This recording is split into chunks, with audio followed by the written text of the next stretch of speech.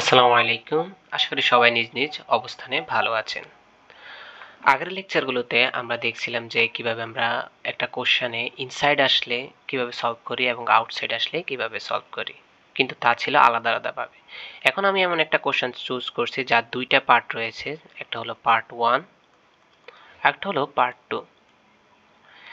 যা একই কোশ্চেনের ভিতরে দুইটা আলাদা ভ্যালুর কারণে কোনোটা ইনসাইডে পড়তেছে, কোনোটা আউটসাইডে পড়তেছে। লেটস সাপোজ আমাদের একটা সার্কেল যদি 3 দেওয়া হয়, তার লেটস সাপোজ ইনসাইডে পড়ছে, কিন্তু যখন আমরা সার্কেলটা 1 দিতেছি, মানে সার্কেলটাকে একটু ছোট করে ফেলতেছি, তখন সেটা আউটসাইড পড়তেছে। আর এটা আলাদা আলাদাভাবে রিপ্রেজেন্ট করতেছে। যেমন আমরা আগের বার যে কোশ্চেনটা দেখছিলাম তখন সেটা টুগেদার একসাথে ছিল, কম্বাইন্ডলি ছিল। তো আমরা দেখি এই কোশ্চেনটাকে কিভাবে সলভ করতে পারি আলাদা আলাদা আলাদাভাবে। একটাকে আমরা ধরবো পার্ট 1 হিসেবে, আর একটাকে আমরা ধরবো পার্ট 2 হিসেবে। এমনকি আমরা সেম ইনসাইডের সূত্র আউটসাইডের সূত্রগুলো ব্যবহার করব। আর সবচেয়ে লক্ষণীয় বিষয় হলো আমরা স্টেপ ওয়াইজ কাজ করব। তাহলে প্রথম কাজ কি? Right given condition from question. So আমরা লিখে ফেলি solution given that i is equal to কি দেওয়া আছে 1/2 pi i, ধরে নিই এটা c, ez z minus 2 tz। এটা হলো আমাদের কোশ্চেনটা।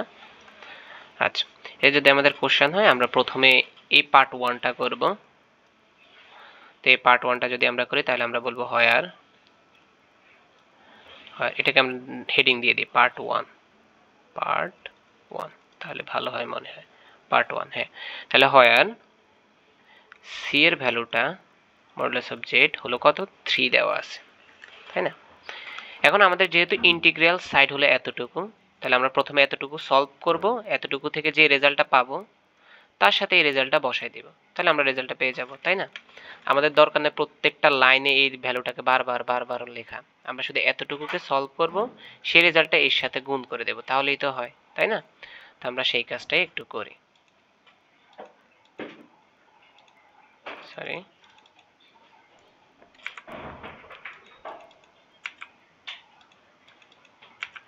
ওকে।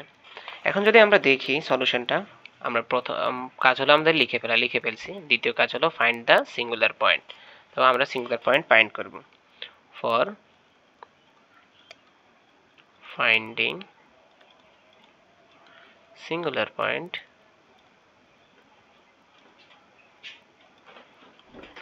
ফর ফাইন্ডিং সিঙ্গুলার পয়েন্ট আমরা জানি যে সিঙ্গুলার পয়েন্ট বাইর করতে হলে আমাদের এখানে z - 2 কে ইউজ করতে হবে, আর সেটা ইজ ইকুয়াল টু কত লিখতে হবে? 0 লিখতে হবে। ওকে, তাহলে z - 2 ইজ ইকুয়াল টু যদি 0 হয় তাহলে z ইজ ইকুয়াল টু আমাদের কত আসছে? 2। এখন আমাদের তৃতীয় কাজ কি? তৃতীয় কাজ হলো put the singular point at রিজিয়নে অ্যান্ড দেন কম্পেয়ার করতে হবে ইনসাইডে পড়ে নাকি আউটসাইডে পড়ে। আচ্ছা, তাহলে আমরা পুট করি। পুট দ্য ভ্যালু, আচ্ছা এই লাইনটা লিখলে একটু বড় লেখা লাগে, আমরা একটু ছোট লাইন লিখি। For the singular point z is equal to কত আমাদের? সরি, হ্যাঁ 2। For the singular point z is equal to 2। 2 এর জন্য আমরা কাজ করব। তাহলে উইথ দ্য কার্ভ সি, আমরা এই লেখাটা লিখতে পারি চাইলে with the C R V curve C, মানে আমাদের কার্ভ সি যেটা আছে এই জায়গাটা হলো আমাদের কার্ভ সি, যার ভ্যালু কত? 3 দেওয়া আছে আর কি। আচ্ছা, আমরা মেইন ফ্যাক্ট হলো এটা যে আমরা z is equal to 2 put করব। তাহলে যদি z is equal to 2 put করি, z ইজ ইকুয়াল টু 2 যদি আমরা পুট করি তাহলে রেজাল্টটা অবশ্যই 2ই আসবে। z এর ভিতরে যদি আমরা 2 পুট করি তাহলে রেজাল্টটা 2ই আসবে। তাহলে সেটা কি আমাদের কার্ভ সি এর থেকে ছোট নাকি বড়? যেহেতু এটা ছোট, তার মানে আমাদের কার্ভ সিটা কেমন? এটা একটা সার্কেল আছে, এটা রেডিয়াস 3, এবং তাহলে এটা যদি রেডিয়াস 3 হয় তার মানে সে সার্কেলের ভিতরে আছে। 2 মনে করো এইখানে পয়েন্টটা আছে, তার মানে এই পয়েন্টটা ভিতরে যেহেতু আছে আমরা সাথে সাথে বলবো কি সে কিসে আছে? ইনসাইডে আছে। তা আমরা প্রত্যেকবারের মতো এখানেও সেম লেখাটাই লিখবো। So z is equal to যে আমাদের 2 আছে সেটা is singular point of order কত? অর্ডার কত আছে আমাদের এখানে 1 আছে, কারণ আমাদের এখানে পাওয়ার যদি টোটাল হিসেব করি এখানে 1 আছে। সো অর্ডার কত 1, দ্যাট ইজ ইনসাইড সি আছে। ইনসাইড কি আছে? সি আছে। যেহেতু ইনসাইড সি আছে, এখন আমাদেরকে ইনসাইডের জন্য ইনসাইডের ফর্মুলাটা অ্যাপ্লাই করতে হবে। ইনসাইডের যে ফর্মুলাটা সেটা হলো এটা, যেহেতু আমাদের এখানে অর্ডার 1 আছে আমরা সিম্পল ফর্মুলাটা ইউজ করব। ওকে, আমরা অর্ডার 1 এর জন্য কাজ করতেছি। তাহলে আমরা যেহেতু ইনসাইড লিখছি, হ্যাঁ লিখছি, তাহলে আমরা লিখি দেন তাহলে আমাদের ফর্মুলাটা আমরা অ্যাপ্লাই করে দিই। সি হলে আমাদের কোশ্চেনটা কি ছিল, e to the power z divided by z minus 2 dz।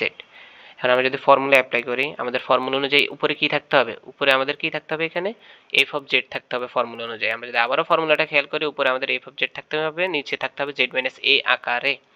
ওকে, উপরে আমরা f অফ z বানাই দিব। e to the power z কে যদি আমরা f অফ z ধরি, e to the power z কে যদি আমরা f অফ z ধরি, তাহলে কিন্তু আমাদের এই ফর্মটা তৈরি হয়ে গেছে। আমরা বলে দিই সাইডে যে হোয়ার f of z is equal to e to the power z, তাই না? করে ফেললাম। আচ্ছা, এখন আমরা কি করব? কচি ইন্টিগ্রাল ফর্মুলা অনুযায়ী আমাদের এখানে ভ্যালুটা বসাবো। তাহলে আমাদের এই যে f of z divided by z minus 2 তৈরি হলো, এটা হলো কি f of z divided by z minus a এর আকারে হলো। সুতরাং আমরা লিখতে পারি না 2 পাই i f অফ a, আর আমাদের কোশ্চেনের ক্ষেত্রে আমরা লিখতে পারি 2 পাই i f অফ 2, এটা তো লিখতে পারি কারণ এখানে a হলো 2। ওকে, যেহেতু আমাদের ফর্মটা তৈরি হয়ে গেছে, সুতরাং আমরা লিখলাম। লেখার পর আমাদের এখন f অফ 2 এর মান বাইর করতে হবে। আমরা তো f অফ 2 এর মান জানি না, কিন্তু আমরা জানি যে f অফ z এর মান কত। তো আমরা সাইডে নোট করে লিখব, নোট f অফ 2 এর জন্য কত আসতেছে? e টু দি পাওয়ার 2 মানে e স্কয়ার। তো 2 পাই i e স্কয়ার এই রেজাল্টটা আসতেছে। তার মানে আমরা এই যে ইন্টিগ্রেশন ফর্মটা আছে, ইন্টিগ্রেশন ফর্মের রেজাল্টটা পেয়ে গেছি। তো আমাদের যখন আমরা কোশ্চেনে দেখছিলাম, আমরা শুধু এতটুকুর কাজ করছি, কিন্তু আমাদের কোশ্চেনে যখন দেখছিলাম আমাদের পাশে আরো একটা ভ্যালু ছিল 1/2 পাই i। তো সুতরাং আমরা এই কোশ্চেনটা এখানে লিখে দিব, লিখে গুণ করে দেব, দেখি আমাদের রেজাল্টটা আসে কিনা। ওকে, আমরা এখন লিখে দিই। নাও 1/2 পাই i, এটাই তো ছিল। সাথে আমাদের কি ছিল? আমাদের কোশ্চেনের e to the power z minus 2 dz ছিল, তাই না? ওকে, এখানের মধ্যে আমাদের এটা তো ঠিকই থাকবে, শুধু আমরা এতটুকুর ভ্যালু বের করছিলাম। এতটুকুর ভ্যালু আমরা কত বের করছি? এটা বের করছি। সুতরাং আমরা ইনটু দিয়ে এটা লিখে দেব 2 পাই i e স্কয়ার। ওকে, এতটুকু লিখলাম। এখন দেখতে পাচ্ছি যে আমাদের 2 পাই i নিচেও আছে, এখানেও 2 পাই i আছে। তার মানে পুরোটা আমাদের কি হয়ে যাচ্ছে? ক্যান্সেল আউট হচ্ছে। উপরে নিচের দুইটাই ক্যান্সেল আউট হয়ে গেছে। যাওয়ার পর আমাদের অ্যান্সারটা আসলো e স্কয়ার। এভাবে আমরা পার্ট 1 শেষ করে ফেললাম। এভাবে আমাদের পার্ট 1 এর সলিউশনটা চলে আসলো। কারণ আমাদের পার্ট 1 এ কি চাইছে? যে এই কার্ভটা ইনসাইডে আছে কিনা, ইনসাইড হলে আমরা ভ্যালুটা বের করব। তার জন্য এই কন্ডিশনটা ছিল। এখন আমরা পার্ট 2 এর জন্য কাজ করব। একদম ঠিক similar step by step. Inside আসে নাকি আউটসাইড আসে আমরা দেখব। যদিও এটা আউটসাইডে আসার কথা, আমরা দেখি আউটসাইড আসে কিনা। ওকে, কারণ এই যে এতটুকু কাজ করা হয়েছে না, এই কাজটা দুইজনের জন্যই সেম। এই কাজটা দুইজনের জন্যই সেম। কারণ কি? এই কাজের মধ্যে আমাদের কি হচ্ছে? যে গিভেন দ্যাট আই থেকে আমাদের সিঙ্গুলার পয়েন্টটা বের করে নেওয়া হচ্ছে, তাই না? তাহলে আমাদের এই কাজটা কি দ্বিতীয়বার আরেকবার করার দরকার আছে? আমাদের এই কাজটা কিন্তু দ্বিতীয়বার আরেকবার করার দরকার নাই। তো আমরা এই এতটুকু লেখা, এই যে এতটুকু লেখা পার্ট 2 এর মধ্যে ইউজ করতে পারো, অথবা আমরা ডিরেক্টলি বলে দিতে পারি যে from part 1 z is equal to 2। এরপর আমরা দেখবো যে ফর দ্য সিঙ্গুলার পয়েন্ট আমরা এতটুকু থেকে কাজ করা শুরু করতেছি আমি। সো এটা সবাই নোটিসে রাখবে যে এতটুকুর কাজ আমি এখন দেখাচ্ছি না, কারণ এই এতটুকুর কাজ আমরা করছি সিঙ্গুলার পয়েন্ট ফাইন্ড করা। এরপর আমরা চেক করবো যে এটা কি ইনসাইডে আছে না আউটসাইডে আছে। ওকে, তো লিখলাম ফর দ্য,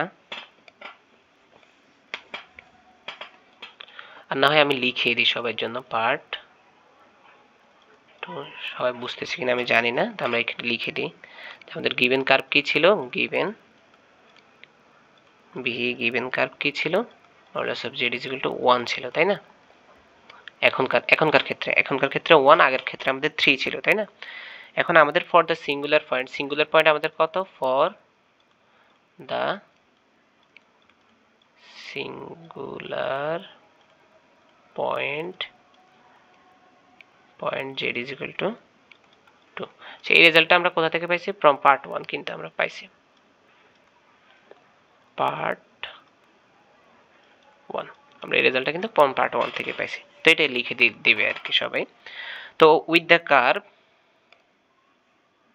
আমরা এখন চেক করব যে এটা কি ইনসাইডে আছে না আউটসাইডে আছে। তো আমরা মডুলাস অফ z যদি দিই, মডুলাস অফ 2 দিই, তো সেটা 2 আসবে, তাই না? এতটুকু আমরা দেখছিলাম। এখন দেখা যাচ্ছে যে এটা 1 এর থেকে বাইরে পড়তেছে।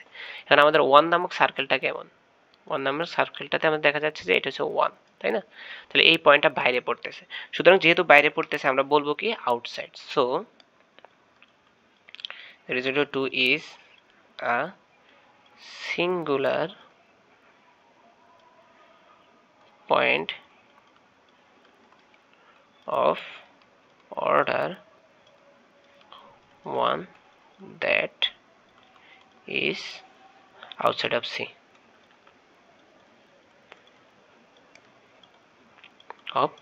আউটসাইড হলে কিন্তু আমাদের কোনো কাজ করতে হয় না। আউটসাইড হলে আমরা ডিরেক্ট বলে দিতে পারি যে এই ভ্যালুটা 0, তাই না? আমরা এটা বলতে পারি। সুতরাং আমরা ডিরেক্ট বলে দিই